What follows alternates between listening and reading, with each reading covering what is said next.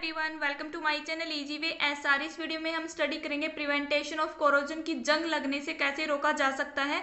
जो मेटल के आर्टिकल होते हैं जैसे कि आयरन आर्टिकल हैं, जो लोहे की वस्तुएं बनी होती हैं, उनके ऊपर जब वो वाटर और एयर के कांटेक्ट में आते हैं तो ब्राउन कलर की लेयरिंग जमा हो जाती है, जिसे हम क्या बोलते हैं, रस्ट बोलते हैं, जो हमने इससे पहले वाली वीडियो में स्टडी किया था।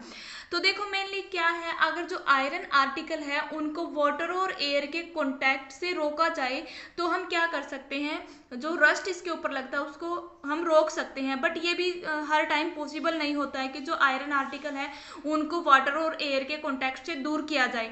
तो ये जो मेथड मैंने अभी बताया तो ये इतना यूजफुल नहीं है, क्योंकि ये हर टाइम पॉसिबल नहीं होता है, क्योंकि किसी न किसी वजह से जो आयरन आर्टिकल है वाटर और एयर के कांटेक्ट में आते ही आते हैं। ठीक है, तो जो इसके अनदर मेथड है जिनका यूज करके हम जो रस्टिंग या कोरोजन लगता है आयरन आर्टिकल के ऊपर, उनको हम रोक सकते हैं। तो वो मेनली क्या है, फर्स्ट जो है covering the surface of iron article. जो आयरन के आर्टिकल होते हैं अगर हम उनके सरफेस को कवर कर दें, किस किस से, by painting, by oiling, by greasing या थिन प्लेटिंग, क्रोमियम प्लेटिंग। ठीक है, जो ये मैंने अभी यहाँ पे मेथड बताए हैं, इनको अगर हम इसके सरफेस के ऊपर अप्लाई कर दे तो जो आयरन आर्टिकल है वो रस्ट लगने से बच जाते हैं। ठीक है, क्योंकि जो डेली यूज में भी हम देखते हैं कि जो हमारे घरों में आयरन के आर्टिकल बने होते हैं उनके ऊपर पेंट किया जाता है। क्यों किया जाता है? क्योंकि जो पेंट की लेयर होती है वो आयरन आर्टिकल को डायरेक्टली एयर और वाटर के कॉन्टैक्ट में आने से रोकती, क्योंकि बीच में क्या हो जाती है, एक लेयरिंग जमा हो जाती है। ठीक है,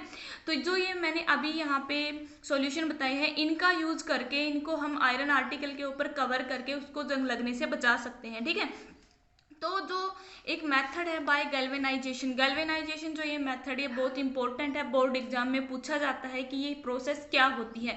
गैल्वेनाइजेशन एक ऐसी प्रोसेस होती है कि जो आयरन के आर्टिकल होते हैं उनके सरफेस के ऊपर जिंक मेटल की लेयरिंग जमा की, मतलब जिंक मेटल को क्या किया जाता है, उसके ऊपर जमा किया जाता है, जिंक मेटल की लेयर को चढ़ा दिया जाता है आयरन के आर्टिकल के ऊपर।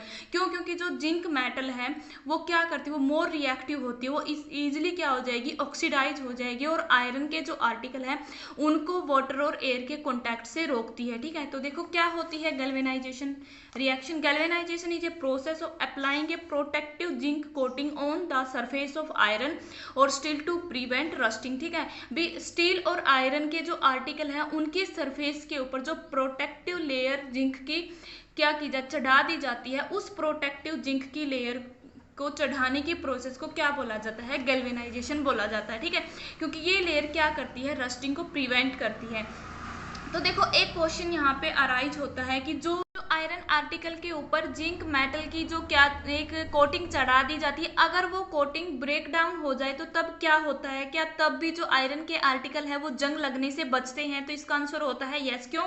देखो, if zinc coating is broken the galvanized article remains protect against rusting because zinc is more reactive than iron and it can be easily oxidize. देखो क्या होता है, जो कवरिंग चढ़ाई गई है जिंक की, अगर वो ब्रेक डाउन हो जाती है तब भी जो गैल्वेनाइज्ड आर्टिकल है वो जंग लगने से बचते हैं। क्यों बचते हैं? क्योंकि जो जिंक मेटल है वो ज्यादा रिएक्टिव होती है और टूटने की वजह से ये जिंक क्या करती हैं, इजिली जो आयरन है, क्योंकि आयरन के ऊपर ही जिंक मेटल की कोटिंग चढ़ाई जाती है, तो वो जिंक आयरन से ज़्यादा रिएक्टिव है, तो पहले यही जिंक रिएक्ट करेगा किसके साथ, जो वाटर और एयर है उसके साथ ये रिएक्ट करेगा। क्यों? क्योंकि ये इजीली ऑक्सीडाइज हो जाता है। जैसे जैसे ये टूटती जाएगी ये क्या होंगे, हर बार ऑक्सीडाइज होता जाएगा, जिसकी वजह से जो आयरन आर्टिकल है वो रस्ट लगने से बचते हैं। ठीक है, तो ये क्वेश्चन भी पूछा जाता है एग्जाम में कि क्या होता है अगर जो जिंक की कोटिंग है वो ब्रेक डाउन हो जाती है, तो तब भी जो आयरन आर्टिकल है जो गैल्वेनाइज्ड हुए हैं वो प्रोटेक्ट ही रहते हैं रस्ट से। ठीक है, तो एक जो नेक्स्ट है, अगर मेटल को एलॉय में कन्वर्ट कर दिया जाए तो तब भी क्या होती है, जो आर्टिकल्स होते हैं वो क्या है, कोरोजन से बच जाते हैं। तो मेटल को कैसे कन्वर्ट किया जाता है एलॉय में, तो देखो क्या है, जो एलॉय है वो सबसे वेरी गुड मेथड है क्या करने के लिए, improving property of a metal. देखो एलॉय जब बनाई जाती है मेटल से तो क्या होता है, उस मेटल की प्रॉपर्टी में क्या चेंजिंग आती है। तो सबसे पहले आपको पता होना चाहिए कि एलॉय क्या होती है। एलॉय होती है मिश्र धातु। जब मेटल के साथ मेटल को ही मिक्स किया जाए या अनदर सब्सटेंस को मिक्स किया जाए, अनदर सब्सटेंस की जगह पे मेटल भी हो सकती है और नॉन मेटल भी हो सकती है, तो तब जाके क्या मिलते हैं, मिश्र धातु तैयार होती है। ठीक है, तो alloy is a homogeneous mixture of two or more metal or a non metal and metal. देखो जो एलॉय है वो होमोजीनियस मिक्सचर होता है, या तो दोनों मेटल का, मेटल प्लस हम मेटल ले लें, या हम एक मेटल के साथ हम नॉन मेटल ले लें। ठीक है, तो इनका जो होमोजीनियस मिक्सचर होता है वो एलॉय होता है। तो इसको हम क्या लिख सकते हैं, या तो मेटल या मेटल और नॉन मेटल से जो तैयार होगा वो भी एलॉय होगी, या हम दोनों मेटल और मेटल को मिक्स कर दे तब भी जाके क्या फॉर्मेशन होती है, एलॉय की फॉर्मेशन होती है। ठीक है, जिसके मैं बेस्ट एग्जांपल आपको बताऊं कि जब आयरन के साथ निकल और क्रोमियम को मिक्स किया जाता है, अभी आयरन के साथ निकल क्रोमियम को मिक्स किया जाता है तो स्टेनलेस स्टील क्या है, एक एलॉय तैयार होती है, और ये एलॉय क्या होती है, हार्ड होती है। ठीक है, हार्ड होंगे और इनके ऊपर रस्ट नहीं लगता। देखो आयरन के आर्टिकल के ऊपर रस्ट लगता है, बट आयरन के साथ अगर निकल और क्रोमियम को ऐड किया जाए तो वो क्या होता है, जो मिश्र धातु बनती है स्टेनलेस स्टील, ये क्या होती है, हार्ड होती है और इनके ऊपर रस्ट नहीं लगता। ठीक है, ऐसे में अनदर एग्जाम्पल लूँ, जैसे कि ब्रास भी एक एलॉय है, तो ब्रास को हिंदी में क्या बोलते हैं, पीतल। तो ये क्या होती है, कॉपर और जिंक। जब कॉपर और जिंक को क्या किया जाता है, मिक्स किया जाता है, क्योंकि होमोजीनियस मिक्सचर ही होता है एलॉय।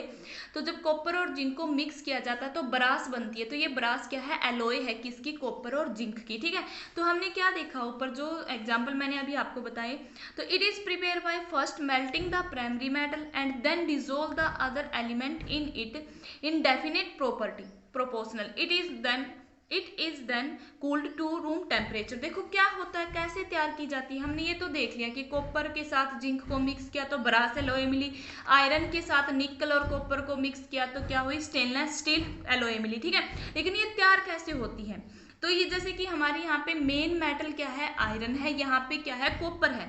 तो फर्स्ट क्या किया जाता है, उस मेटल को क्या किया जाता है, मेल्ट किया जाता है, और मेल्ट करने के बाद उसमें डिजोल्व किया जाता है अदर एलिमेंट यहाँ पे क्या है, आयरन में निकल और क्रोमियम है, कॉपर में जिंक है, इनको क्या किया जाएगा, इसमें डिजोल्व किया जाएगा। फिर डिजोल्व करने के डेफिनेट प्रोपोर्शन में, तो जब इसमें कॉपर में जिंक को डिजोल्व किया, आयरन में निकल और क्रोमियम को, क्योंकि आयरन को हमने मेल्ट कर लिया था, तो फिर इनको क्या किया जाता है, कूल किया जाता है। कूल करने के बाद ही क्या बनती है, एलॉय बनती। तो ये इसमें प्रोसीजर होता है एलॉय की फॉर्मेशन में। ठीक है, अब देखो जो प्रॉपर्टी है मेटल की वो चेंज हो जाती है if it mix with other substance. देखो जैसे कि यहाँ पे आयरन की जो प्रॉपर्टी है, आयरन की प्रॉपर्टी चेंज होगी, क्यों, जब हमने इसमें अदर सब्सटेंस क्या क्या है, निकल और क्रोमियम है, क्योंकि आयरन क्या होता है, सॉफ्ट होता है, इसको हम डायरेक्टली यूज करते हैं, इसमें इजीली क्या होता है, जंग लगता है। बट जैसे इसमें निकल, क्रोमियम या कार्बन को ऐड किया जाता है तो इसमें क्या होती है, हार्डनेस आ जाती है, इसकी प्रॉपर्टी चेंज हो जाती है, तो उसके ऊपर क्या है, जंग नहीं लगता। तो इसका मतलब क्या है कि मेटल में जब अदर सब्सटेंस को ऐड किया जाता है, वो अदर सब्सटेंस चाहे मेटल हो चाहे नॉन मेटल हो, तो उसकी प्रॉपर्टी में चेंज आता है। ठीक है, जैसे मैं और इसके अच्छे एग्जाम्पल बताऊं, क्योंकि एग्जाम में पूछे जाते हैं कि स्टेनलेस स्टील किसकी एलॉय है। स्टेनलेस स्टील है आयरन, निकल और क्रोमियम की एलॉय, और जो ब्रास है वो कॉपर और जिंक की एलॉय है। और ब्रोंज क्या होता है, कांसा। कांसा किसकी एलॉय है, कॉपर और टीन की, जिसमें कॉपर का सिंबल Cu होता है, टीन का सिंबल Sn होता है। और जो सोल्डर है वो किसकी एलॉय है, लेड और टीन की। देखो अब जो एलॉय होती है इनका मेल्टिंग जो पॉइंट है वो कम होता है। मेरे समझाने का मतलब ये कि जो प्योर मेटल होती है, प्योर मेटल के कंपैरिजन में जो एलॉय है उनका मेल्टिंग और जो इलेक्ट्रिकल कंडक्टिविटी होती है वो कम होती है प्योर मेटल से। जैसे कि कॉपर है, जो कॉपर है इसकी जो इलेक्ट्रिकल कंडक्टिविटी ज़्यादा है, क्योंकि कॉपर का इलेक्ट्रिकल में यूज किया जाता है इलेक्ट्रिसिटी के, उसमें इसमें क्या किया जाता है, कंडक्ट करता है इलेक्ट्रिसिटी को अच्छे से कॉपर। बट जैसे ही कॉपर की एलॉय बनी, जैसे ब्रोंज बनी और ब्रास बनी, तो ये क्या होती है, बैड कंडक्टर होती है इलेक्ट्रिसिटी का।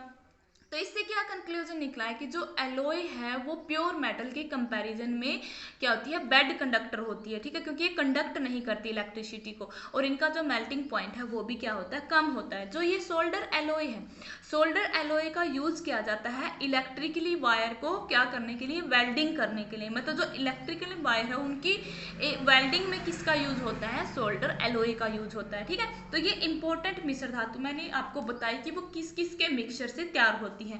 तो देखो एक जो हमने सोने के बारे में तो सुना है, गोल्ड क्या होता है, 24 कैरेट का होता है, लेकिन जो 24 कैरेट का ये प्योर गोल्ड माना जाता है। तो प्योर गोल्ड का यूज नहीं किया जाता मेकिंग ज्वेलरी और ऑर्नामेंट में, मतलब जो आभूषण तैयार किए जाते हैं, आभूषण को तैयार करने में कभी भी 24 कैरेट के सोने का यूज नहीं किया जाता, क्योंकि ये ज्यादा सॉफ्ट होता है और सॉफ्ट मेटल का यूज नहीं होता, क्योंकि उसमें थोड़ी बहुत हार्डनेस होनी चाहिए, और वो हार्डनेस किसकी वजह से होती है, जब उस प्योर मेटल में कुछ अदर सब्सटेंस ऐड किया जाता है। ठीक है, जैसे कि हमने अभी एलॉय के बारे में पढ़ा कि आयरन सॉफ्ट था, बट आयरन में कार्बन को ऐड करेंगे तो तब वो हार्ड होगा, और आयरन में जब हम क्या करेंगे, निकल और क्रोमियम है उसको ऐड करेंगे तो वो और ज्यादा हार्ड होगा, जो स्टेनलेस स्टील एलॉय बनाएगा। ठीक है, तो अब देखो जो प्योर गोल्ड है वो 24 कैरेट का होता है, और इसका ये क्या है, ज्यादा सॉफ्ट होता है, very soft, not suitable for making jewellery. लेकिन इसको हार्ड बनाने के लिए क्या किया जाता है, इसमें सिल्वर या कॉपर को मिक्स किया जाता है। ठीक है, तो जब क्या किया जाता है, प्योर गोल्ड में सिल्वर और कॉपर को मिक्स किया जाता है तो ये क्या बनाता है, हार्ड बनता है। तो जैसे जो हम इंडिया में मेनली क्या है, 22 कैरेट के गोल्ड का यूज किया जाता है ज्वेलरी को बनाने के लिए।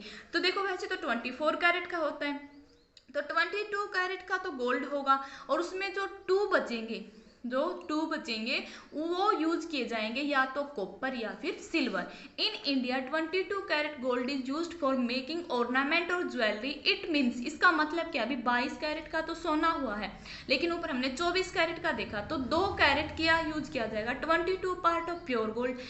22 कैरेट का मीनिंग क्या होगा इसमें कि 22 पार्ट तो किसके होंगे, प्योर गोल्ड के होंगे, शुद्ध सोना होगा, बट और जो 2 पार्ट हैं वो या तो कॉपर होगा या सिल्वर होगा। ठीक है, तो ये भी क्वेश्चन पूछा जाता है, क्योंकि 24 कैरेट का गोल्ड है वो प्योर होता है, उसका यूज नहीं किया जाता मेकिंग ज्वेलरी और ऑर्नामेंट को बनाने के लिए, तो यूज किया जाएगा 22 कैरेट के गोल्ड का। तो इसका मतलब क्या है, 22 तो उसमें प्योर गोल्ड होगा, और जो 2 पार्ट होंगे वो या कॉपर होंगे या सिल्वर होंगे। ठीक है, उम्मीद है कि आपको ये टॉपिक समझ में आया होगा कि कैसे हम प्रिवेंट कर सकते हैं कोरोजन से किसी भी आर्टिकल को। अगर आपको ये वीडियो अच्छी लगी है तो लाइक करें, अपने फ्रेंड को शेयर करें, बेल आइकन के बटन को ऑल पे प्रेस करें ताकि मैं और वीडियो बनाऊं उसकी नोटिफिकेशन आपको मिलती रहे। मेरे चैनल को सब्सक्राइब जरूर करें। Thanks for watching this video.